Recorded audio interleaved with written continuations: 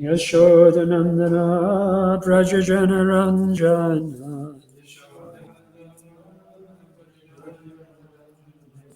Yashodanandana Prajajana Ranjana Chamuratira Vanachari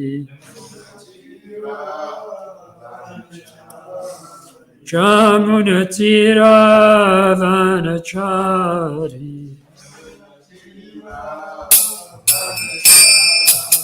Jaya Raja Matava Punjabi Hari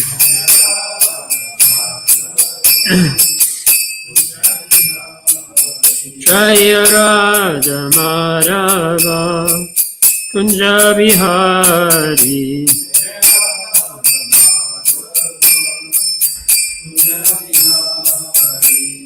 Gopi Jana Vallabha Girivardhari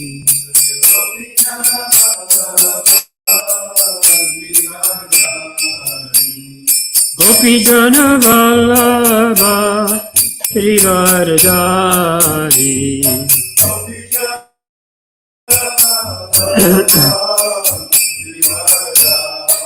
Yashodanandana Brajajana Ranjana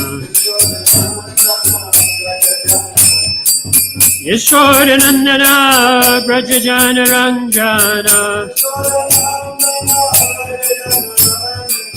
Yashodanandana Brajajana Ranjana Jamunatira Vanachari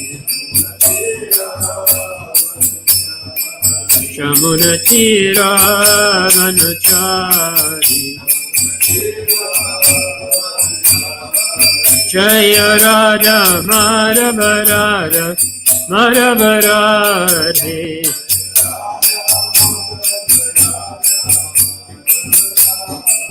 Jaya Kodanitai Jaya Maya Putrasi Jaya Kodanitai Maya Putrasi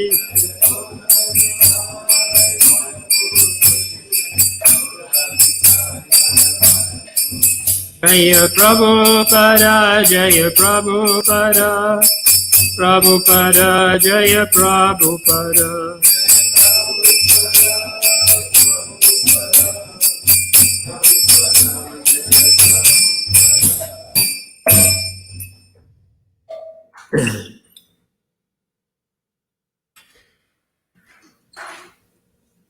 Shri Karnatai Maipusha Shiki, Shri Tulsinath Maharaj Ki, Shri Guru Rai Lal Ki, Shri Nrsimhadev Bhagavan Ki, Shri Mati Vrinda Devi Ki, Shri Prabhupada Ki, Kantra Srimad Bhagavatam Ki, Shri Raghunandan Das Thakur Ki, Shri Vangsi Das Babaji Maharaj Ki, and Tiger Order Premanandi.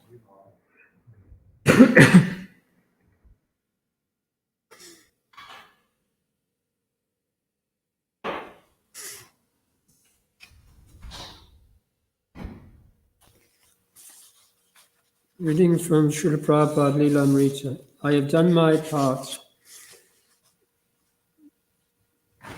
When some of the devotees gathered in Srila Prabhupada's room, Tamal Krishna explained Prabhupada's recent decision.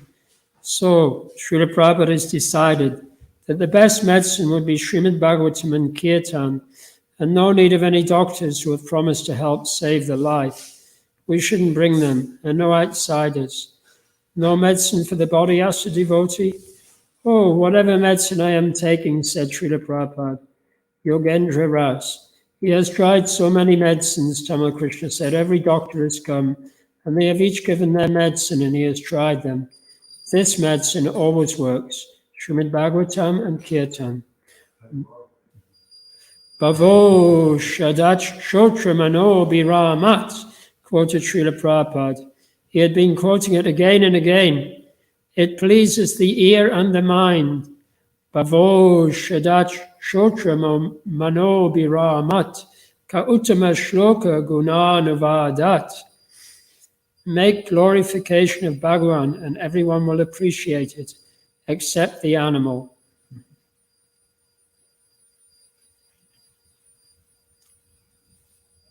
That actually means Aushadi, means medicine. So it's saying that hearing those verses which glorify the activities of the Supreme Lord, that is actually the real medicine. That's what that verse means, or that part of the verse.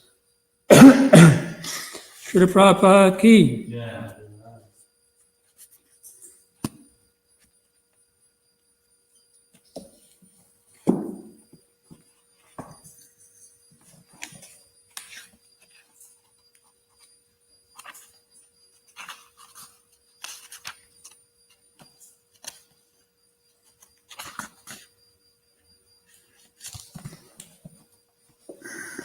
So today we're going to hear about some of the qualities of Bhangsidas Babaji Maharaj and Srila Raghunath Das Thakur, both of whom have their disappearance day today.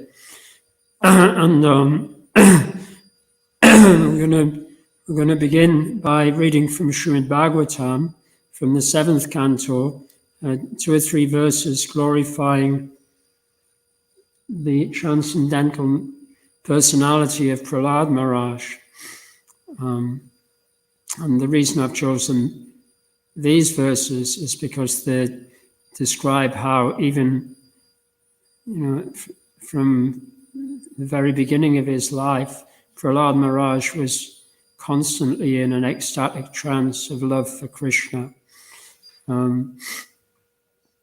And so it's a prelude to hearing about these other 2 ecstatic devotees. Sometimes we think that it's only in Lord Chaitanya's pastimes or in the pastimes of our acharyas,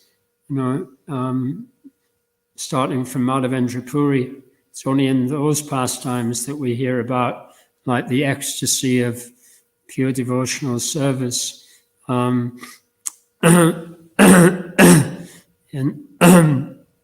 But here in the Bhagavatam, Prahlad also was exhibiting those symptoms. So we're going to read from Srimad Bhagavatam, Canto 7.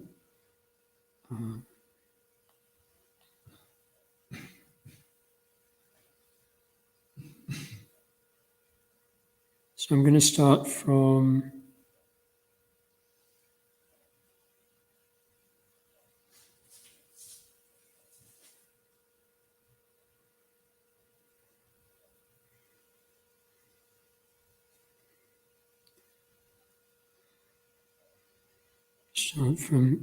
text 33. I'm just going to read the translations and then we'll read the verse on text 41. Om Namo Bhagavate Vasudevaya. Om Namo Bhagavate Vasudevaya. Om Namo Bhagavate Vasudevaya.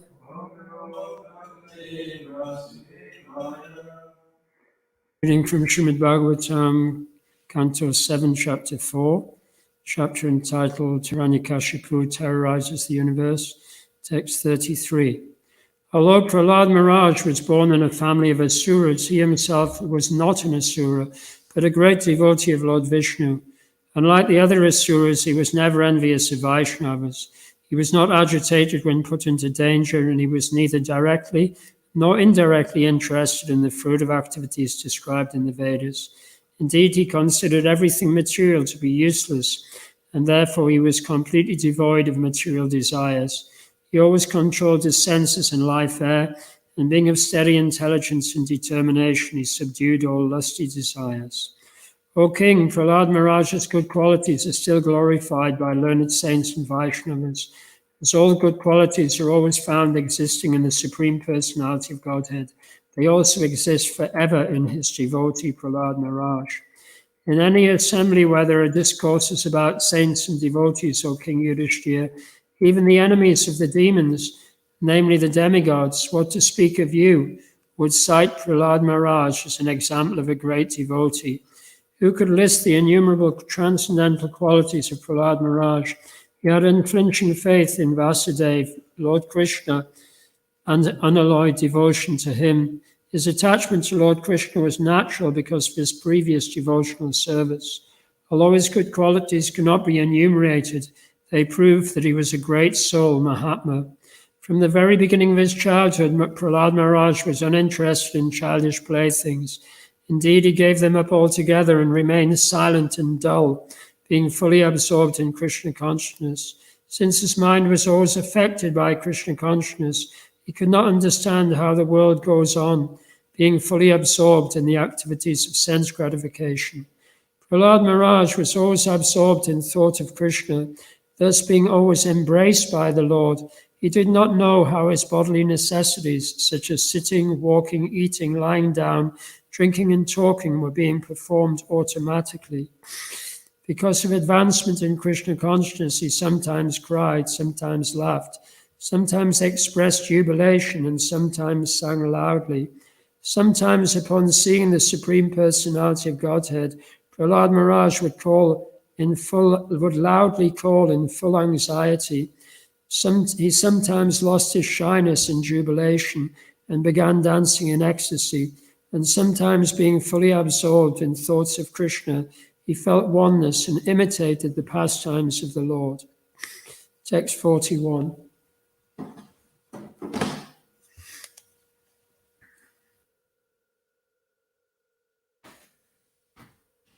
Kvachit. We got it? Utpulakas.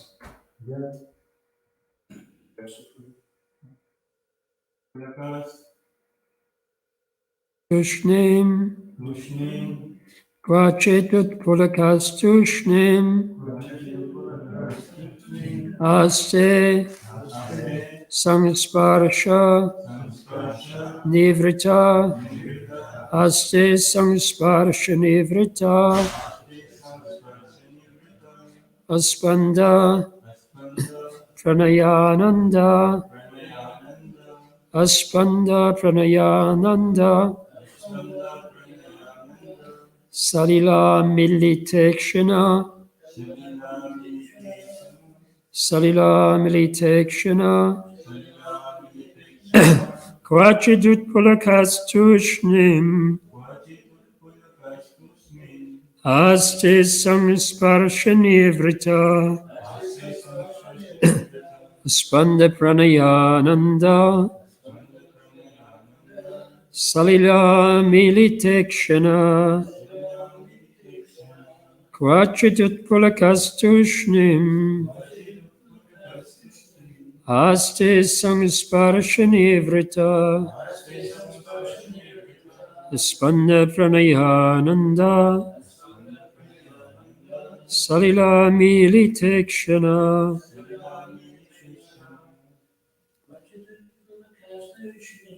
Kvachitut pulakastushnim. Aste sangsparshanivrita. Spanda pranayananda. Salila militekshana.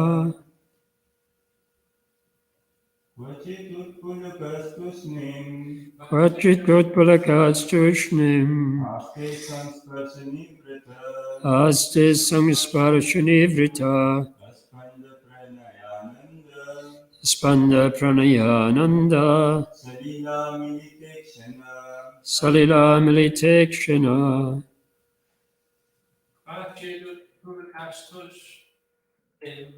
Kvachitut pulakastushnim. Aste sangsparshanivrita. Spanda pranayananda. Salila militekshana. Kvachit. Sometimes. Utpulaka. With the hairs of his body standing on end. Tushnim, completely silent. Aste, remains. Sangasparsha Nivrita, feeling great joy by contact with the Lord. Uspanda, steady. Pranaya Ananda, due to transcendental bliss from a relationship of love. Salila, filled with tears. Thank you very much. Amilita, half closed. Ikshana, whose eyes. Translation. Sometimes feeling the touch of the Lord's lotus hands, he became spiritually jubilant and remained silent, his hair standing on end and tears gliding down from his half-closed eyes because of his love for the Lord. Purport by Srila Prabhupada. Srila Prabhupada ki. When a devotee feels separation from the Lord, he becomes eager to see where the Lord is, and sometimes when he feels pangs of separation, tears flow incessantly from his half-closed eyes. As stated by Sri Chaitanya Mahaprabhu in his Shikshashtaka, Yugayatam Nimeshena Chakshusha Pravishayatam. The words Chakshusha Pravishayatam refer to tears falling incessantly from the devotee's eyes. These symptoms, which appear in pure devotional ecstasy, were visible in the body of Prahlad Maharaj.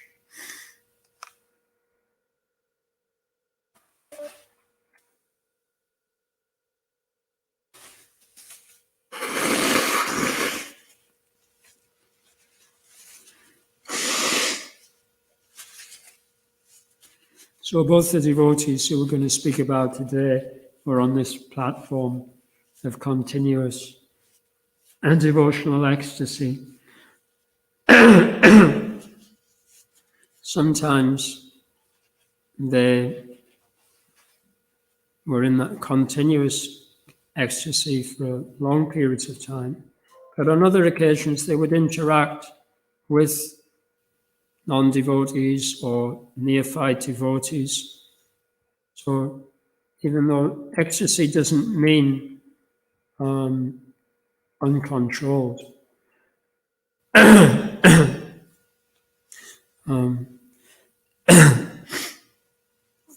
so we're going to read something about, first of all, Raghunandan Das Thakur, who was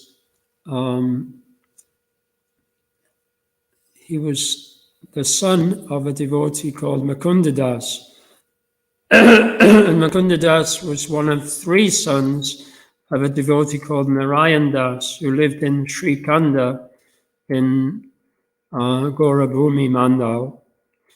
I don't know exactly how far it is from Navadvip, but it's not within the 9 Islands Parikrama. It's outside of that area, but it's still considered one of the very important places of Lord Chaitanya's pastimes and of the pastimes of the devotees who came after Lord Chaitanya, like Srinivas and Narottam Das Thakur. And also Sri Khanda is quite famous because every year when the devotees travelled from Navadvip and other parts of Bengal to Ratha Yatra and to be with Sri Chaitanya Mahaprabhu in Jagannath Puri, then at least once in Chaitanya Charitamrita we read how Lord Chaitanya goes up on the roof of a building and he asks one of his associates to tell him who the devotees are who are coming. Can anyone remember who that was? Was it Kashi Mishra? Anyway, and one group of devotees who came every year were from this town, Sri Khanda, which was the town of Raghunandan Das's ancestors. And Raghunandan also came just as a young boy. So I don't know exactly how old he was when Lord Chaitanya left this world. but he was, he was very young, like not more than a teenager at that time. So his father, Mukunda Das, he was the physician. He was like the royal Vaidya, or physician in the court of a local Muslim governor or someone high in the administration. This was very common at that time. And even though the Mughals had a very warlike side to them, and definitely had caused a lot of distress amongst the Vaishnav communities.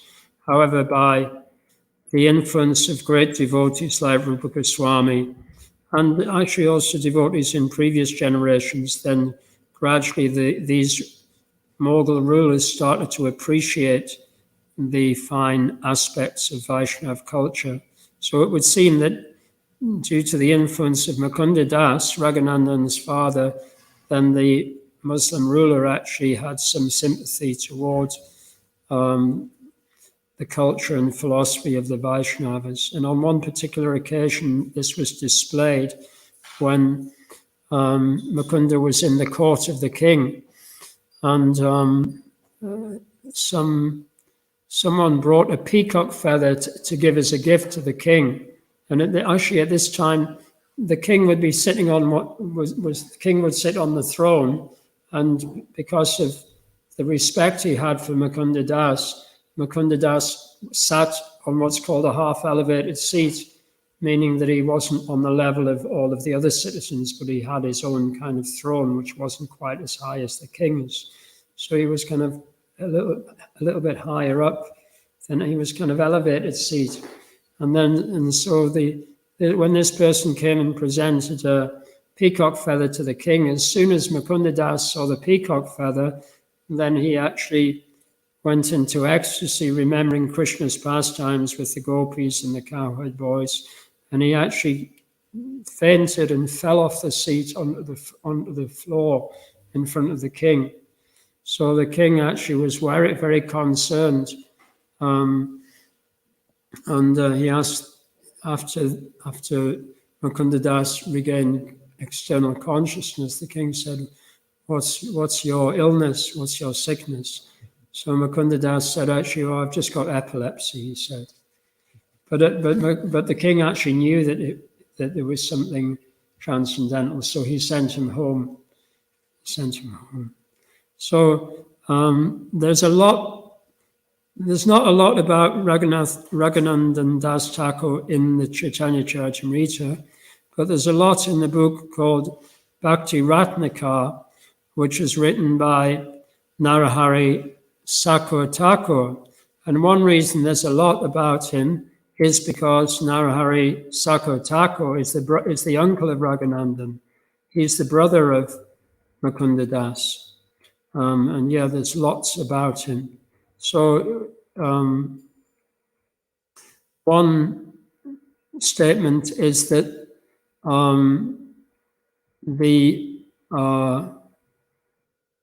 all the residents of Srikanda, they considered that Raghunandan was, due to the presence of Raghunandan in their village, then all auspiciousness was bestowed upon the village. And I was reading in, and often, and because of his presence, and then many great acharyas and mahants would come and stop in that village. So the villagers believed that this was because Raghunandan had taken his birth there. When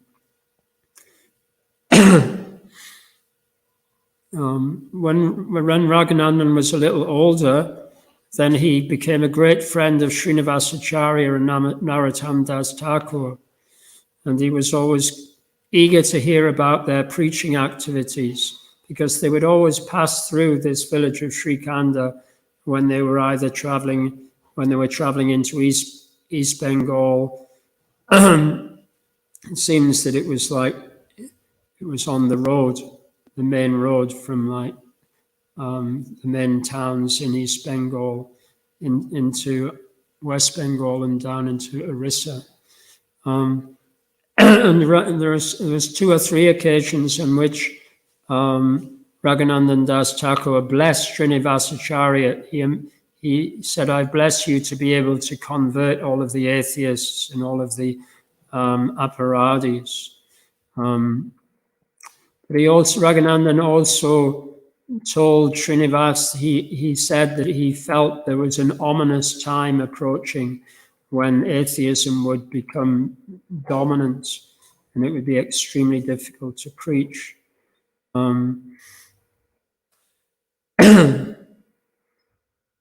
So there's one pastime about Raghunandan Das Thakur, which is the most famous, and it's a very easy pastime to remember because it's so sweet.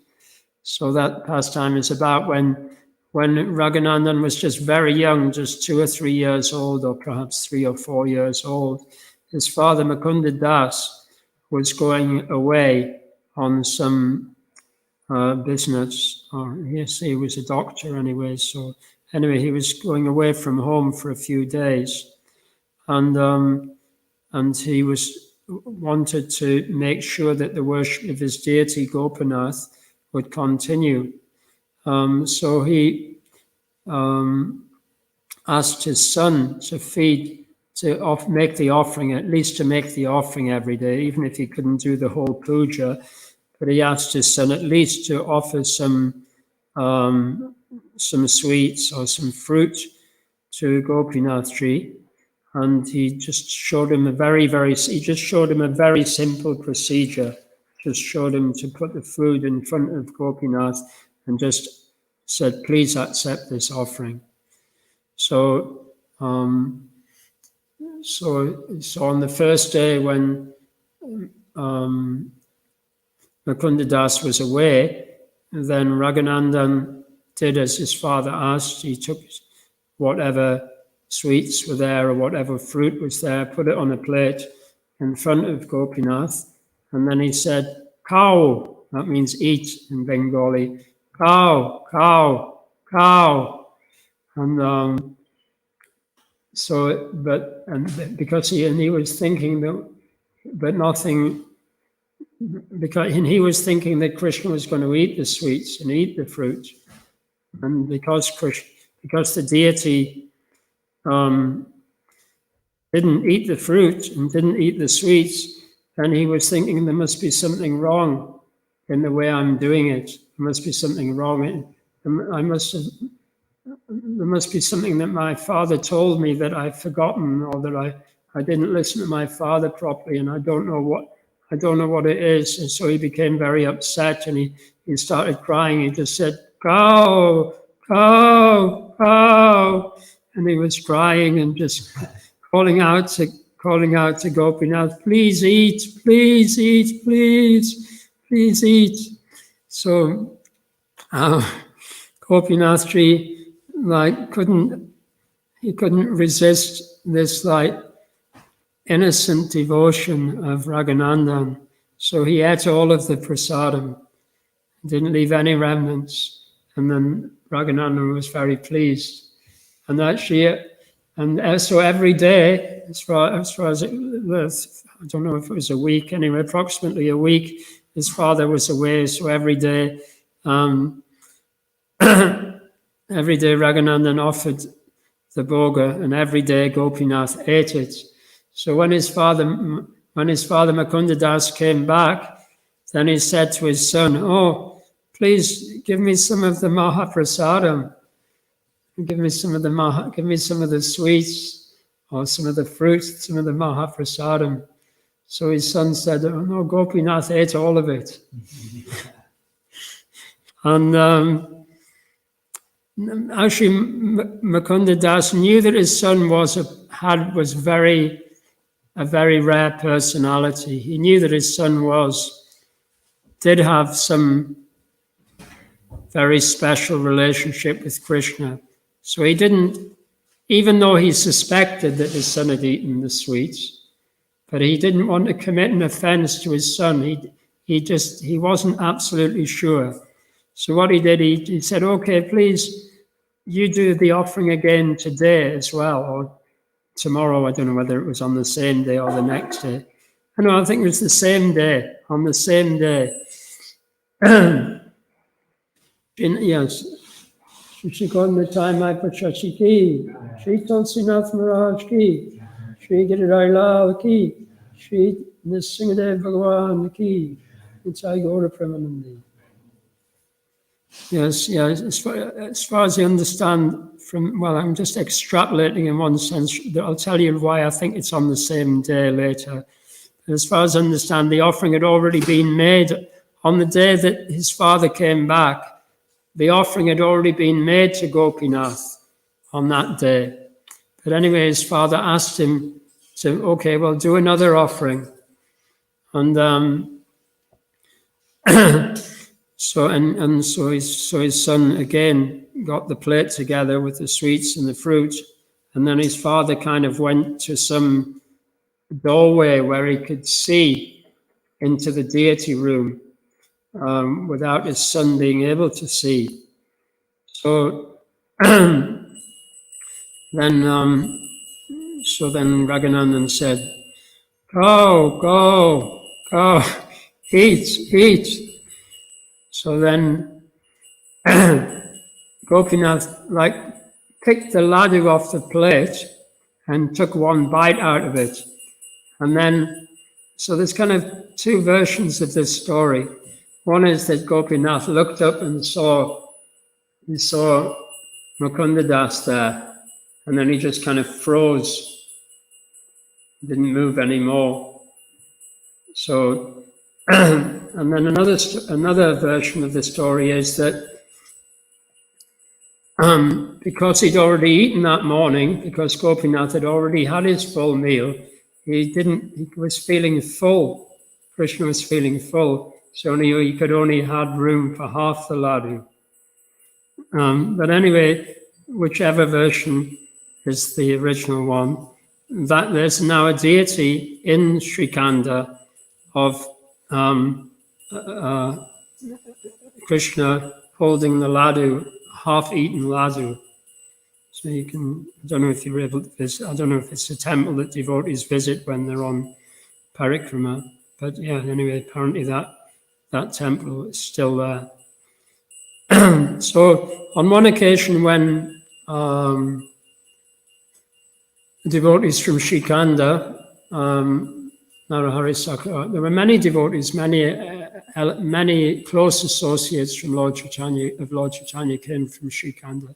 So on one occasion when they went to Jagannath Puri for Lord Chaitanya's association in Ratha Yatra, then when Lord Chaitanya first greeted them, he said to Mukunda Das, Mukunda Das, who is the son and who is the father?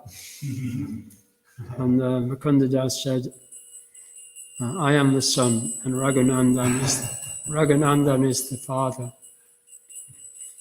So, anyway, there's lots of pastimes in the Bhakti Ratnakar, which was written by Narahari Sakha Thakur, the father of, the uncle of Raghunandan Das Thakur. Raghunandan Das Thakur also had a very elevated son called Kanai Thakur,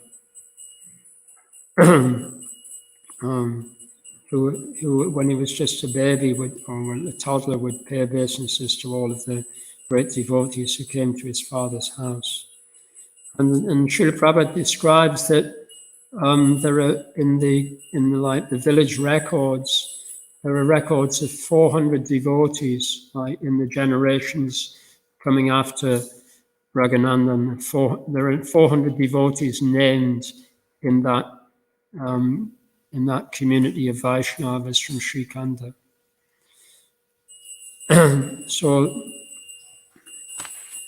it's Sri Raghunandan Das Thakur ki, yeah. Sri Kanda Vaishnavas ki, yeah. Shri Gaurnitai ki. So today is also the disappearance day of one final thing. I just read this morning. That's what I was doing before I came up. It actually describes the disappearance. Today's the disappearance day. So it was actually just prior to the day on which Raghunandan Das Thakur left his body that he shared that information with Srinivasacharya that the time is approaching soon when the atheists will appear to overpower the Vaishnavas. And then very shortly after that, he came to he joined the kirtan in the courtyard of a temple. I can't remember. I think it's Madan Gopal temple in Srikanda, and he danced continuously for 3 days and danced and chanted the names of Lord Chaitanya for 3 days, and left his body in ecstasy in front of all of the Vaishnavas of Srikanda. So a very glorious disappearance. So yes, so now a little bit about Vangsidas Babaji Maharaj. He was born into poverty in a village in East Bengal, what is now Bangladesh, near the town of Jamapur.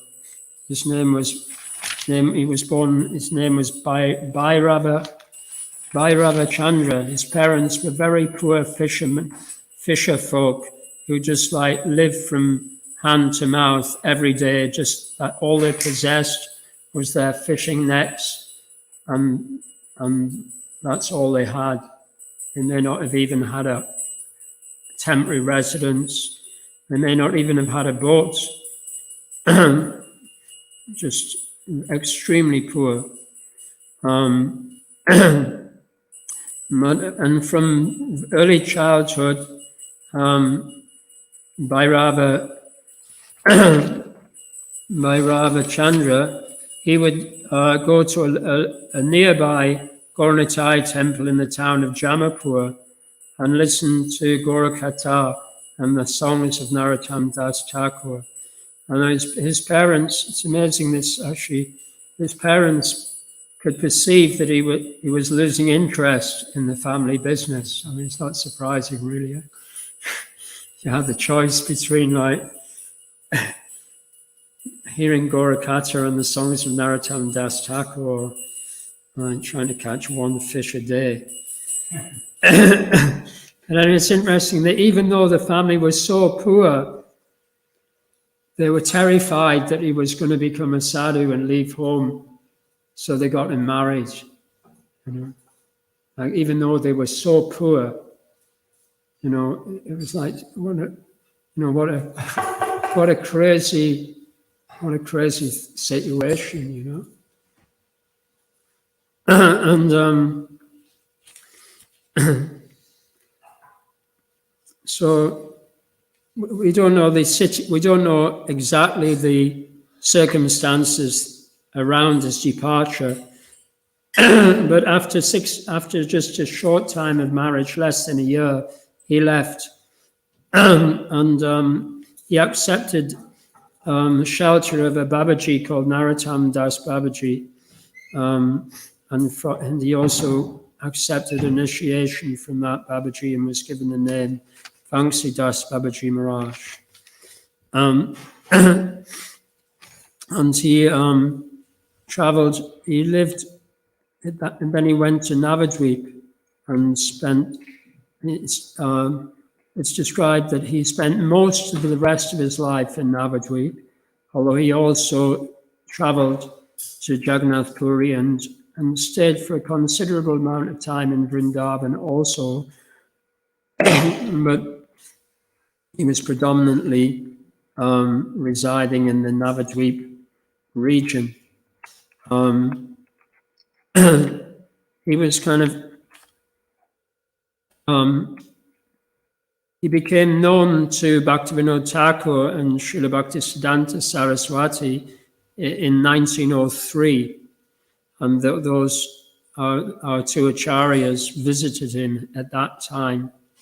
For the first time, they visited him in his bhajan kutir in Navadvip. And they continued to do so until he disappeared from this world in 1944.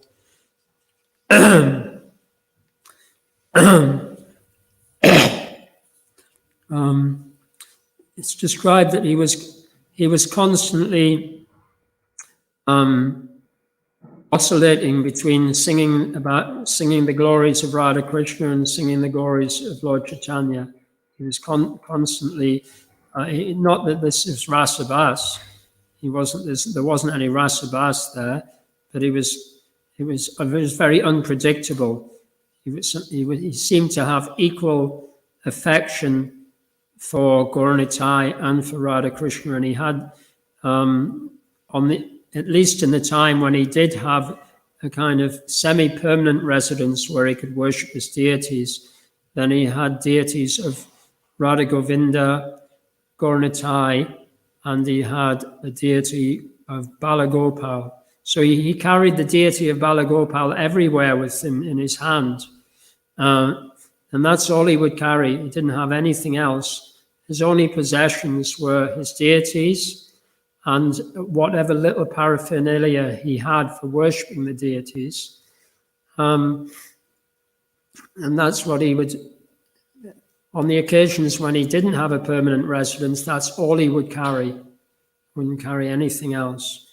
But Srila Bhaktisiddhanta, understanding his transcendental nature and his exalted level of devotion, Srila Bhaktisiddhanta sent some of his brahmacharis every day to Vamsidasa's bhajan kutir in Navadvip and sent paraphernalia for deity worship and sent bhoga for deity worship.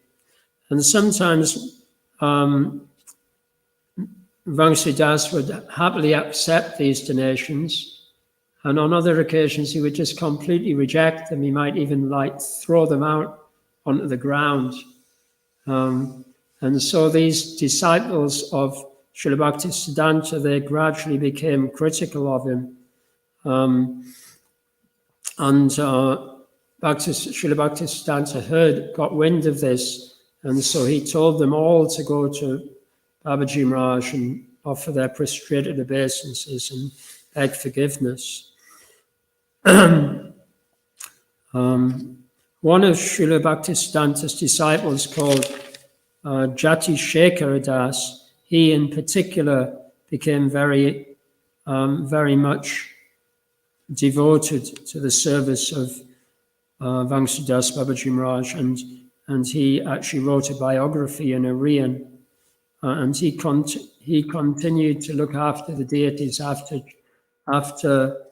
Vamsidas Babaji Maharaj had departed from this world. So when I say his only possessions was his deity and a little paraphernalia for worship, he also only possessed 2 pieces of cloth, and that was 2 loincloths, or two copings, basically. That's all he possessed. That's all he ever wore.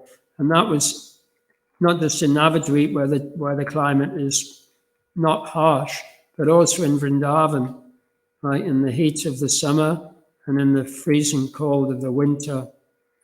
I think I was listening to Indrajumna Swami Maharaj talking about Vamsidas Babaji Maharaj, and he said there were at least 2 occasions in which Radha Kund actually froze over because the winter was so cold in Vrindavan.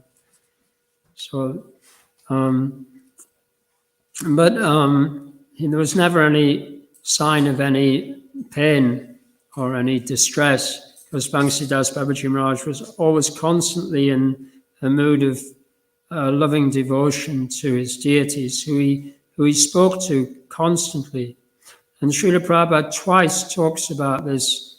In one lecture in 1969, which was a deity installation in Chicago, Srila Prabhupada says, so you shouldn't consider these deities to be made of stone or metal.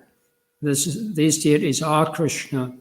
And within our Gaudiya Vaishnava family, there are many devotees who would speak with their deities, who would live with their deities like the deities were just another member of the family. So there are many, many, many occasions like that in the lives of the Goswamis. But actually, amongst the generation in the last 150 years, as far as I know, Vangsidas Babaji Maharaj is the only devotee who is authorized by our acharyas, by Srila Bhaktisiddhanta, Srila Bhaktivinoda, and Srila Prabhupada. He's the only devotee who's actually glorified for his apparent mad, ecstatic behavior. Srila Bhaktisiddhanta devoted a large proportion of his energy and time to exposing the various different upasampradayas who imitated these ecstatic symptoms. And partly due to that abuse of ecstasy, ecstatic symptoms, then we can understand that perhaps, well, certainly in the case of Srila Prabhupada and Srila Bhaktisiddhanta, they didn't display ecstatic symptoms themselves, except on very rare occasions. And in fact, on that occasion, when Srila Prabhupada was talking about Vangsidas speaking with his deities and talking about Rupa and Sanatana speaking with their deities and talking about how if we worship our deities in the mood that in the way that they have given us, then they'll also speak to us. And actually, Srila Prabhupada actually cries when he's speaking to the devotees in Chicago at that time. You can hear it actually in the recording. There's lots of pastimes of Vangsidas Babaji which are very funny, And of all of the ones that I read, and the funniest one, the one that I liked the most, was about on one day, because amongst the different items which had been donated to Vangsidas for serving as deities were two brass pots. So they were both stolen one day. So Vangsidas just didn't cook for his deities at all. He just stopped cooking for his deities. I don't know whether they got any fruit or anything, but anyway, he definitely didn't cook for them. And then after a few days, somebody brought one pot. So Vangsidas said, "Okay, Nitai, this is your pot. You will eat today." And then when he said, "Gora, you will go hungry. You have to bring your own pot." He said, "After all, it was you who stole them in the first place." So, because he actually, Vangsidas Babaji Maharaj, often his relationship with his deities was very similar to the relationship that Mother Yashoda had with baby Krishna. And especially in the Damodar pastime, we see that Mother Yashoda was so concerned about Krishna getting the best food that she personally was going, on that day, she was personally going to churn the butter, make the sweets for Krishna, because she was concerned that perhaps her maidservants were otherwise engaged on this day. So her whole life, whole life completely revolved around looking after Krishna. And anything that got in the way of that, even if it was Krishna who got in the way of that, then she wouldn't tolerate it. So just as Mother Yashoda, she wouldn't tolerate Krishna like stealing the butter, breaking the pots, feeding it to the monkeys, because she was considering that Krishna is becoming so naughty that he might end up just like a street boy and get into bad association. And and she was thinking, I don't know what would happen to him. So her bhav of protection and serving Krishna was so strong that nothing was taboo. And similarly, Vamsidas Babaji Maharaj, that was also his whole life. His whole life was just serving his deities. And he understood that his deities were the Supreme Personality of Godhead, and that they were fully capable of, not only fully capable of, but were actually making all arrangements. So whatever happened, whether it was superficially favorable or unfavorable, he was just considering, well, this is Krishna's arrangement. So he was saying, well, okay, so if you've made an arrangement that your pots are going to get stolen, okay, well, therefore you're just going to have to go hungry. And on another occasion, some money was stolen or something else valuable.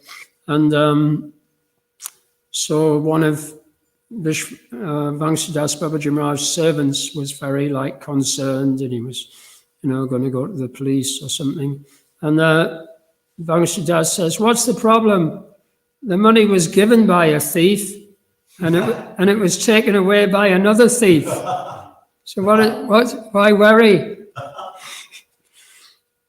So it's very nice, actually. We are taught by our acharyas that when something good happens, we should consider this as by Krishna's mercy, and that when something bad happens, we should consider this as by our own lack of appropriate mentality and appropriate behavior.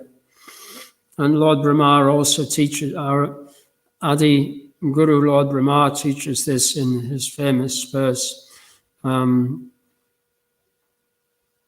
Shukshamano. How does it start? Sorry? Yeah, Tattena Kampam Sushamikshimano. One who tolerates all adverse situations in life and continues to worship Krishna with his body, minds, and words, such a person will attain the supreme destination, which has become his inheritance. So that's the mood of a sadhaka. That's the mood of one who's, and that's the correct mood to protect us from complacency and to protect us from imitating a higher platform, to protect us from pride. But Vamsidas Babaji Maharaj, he didn't need protecting. His entire existence was just serving. He was totally on the platform of the Nityasiddha devotees, just totally 100% serving Krishna. So I'll stop there, I think. Yeah. So there is a book written by Bhakti Vikash Maharaj, which on the life of Vamsidas Babaji Maharaj, which is in the Brahmachari ashram. Even if you haven't got time to read it, one thing I would recommend is have a look at the photographs of Vamsidas Babaji Maharaj's deities. If you see what he looks like, it looks quite frightening personality with long dreadlocks, often completely unwashed, just a pair of copans. And he was also an extremely strong, physically exceptionally strong and tall, very tall, imposing figure. And he didn't have, he had no money of his own. And although he had many followers, quite often he wasn't with them. Quite often he would just wander off and no one would be with him for many, many days. But his deities were like, you would imagine that they had like, 10 pujaris or something dressing them every day. They're just so beautiful and so colourful. He did actually every day. He when he was in every day he would go and pick flowers for his deities at lunchtime. Anyway, it's very nice to read that book, or just to have a look at it. Anyway. So we'll stop there. I don't know if there's any comments or questions. Shri Vangsidas Babaji Maharaj ki, Shri Guru Parampara ki, Anant Koti Vaishnavinda ki, Shri Kodamitai Mai Poshashi ki, Shri Guru Dailal ki, Shri Tulsinath Maharaj ki, Shri Nrsimhadev Bhagavan ki, Shri Mati Vrinda Devi ki, Shri Prabhupada ki, Nitai Gaur Premanandi. Anant Koti